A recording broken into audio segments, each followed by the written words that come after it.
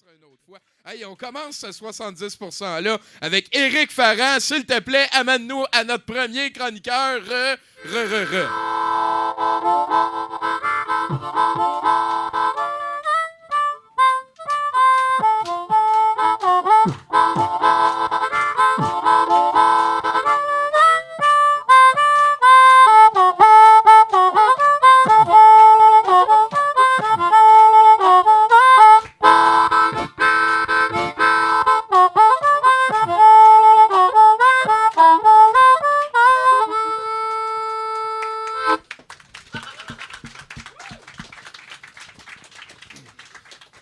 Bruno, s'il te Des plaît. nouvelles du monde. À Hoboken, au New Jersey, un filou est entré dans une pizzeria par le toit mercredi dernier.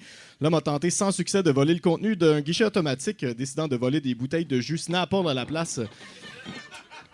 Il a ensuite tenté de briser la porte d'entrée à l'aide d'un extincteur avant de réaliser qu'un grillage de protection lui bloquait la sortie. Il est alors retourné dans le plafond où il est ensuite tombé dans un salon de pose d'ongles adjacent à la pizzeria, où il a volé l'argent de la caisse avant de réaliser qu'il était également prisonnier de cet établissement.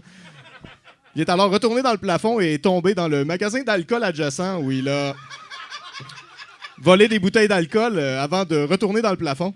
Il s'est alors retrouvé dans un magasin à 1 piastre et c'est à ce moment qu'il a abandonné, décidant de boire l'alcool volé avant de s'endormir. C'est une histoire qui finit bien, autrement dit. Le gérant du magasin a retrouvé l'homme le lendemain matin et a appelé la police. L'homme a été arrêté, blablabla. Sacrément. Mais en tout cas, c'est pas un bon exemple de persévérance. Sacrément, c'est drôle. Ça. C'est sûr qu'il y a des clips qui vont se promener sur le net du gars qui tombe. Mais ça me fait tellement penser à la joke de François Pérusse aussi. Tu sais qu'elle dit « peux-tu me donner le bol? Il est dans la 4e armoire. » Puis là, « Pac! Aïe aïe! » Puis là, « Pac! » Là, elle sait « Oh non, encore 2! Pac! » En tout cas, ça me faisait penser à ça, ben moi. Oui, c'est ça.